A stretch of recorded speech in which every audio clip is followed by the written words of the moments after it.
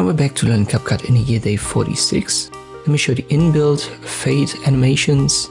So we can also add basically auto animations. For example, here at the start of this clip, just go to animation as long as your clip is active in the timeline. Then go to in, use the basic, and then you should find the fade in very easily. Just left click on it and you should see this little slider with a circle on your clip now in the timeline. And there's also the duration option popping up at the bottom of this menu.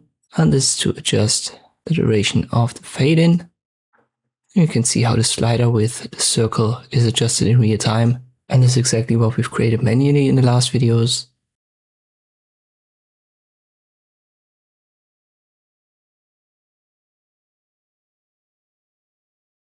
Same goes for out. So animation out, basic, fade out. You have to download it first if you haven't done so before. And then left click on it. And you can see the slider with the dot at the end as well. And now we have two duration sliders right here in the animation menu. Obviously the left one is for the start and the right one for the end.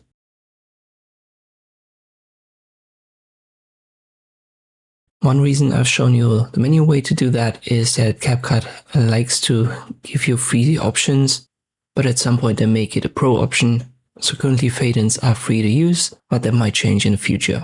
And if it does so, you know from my last videos how to create the same effect manually. So if you don't want to pay, you can at least create these free fades using the blend option. I hope this video was helpful, thank you for watching, and I'll see you next time.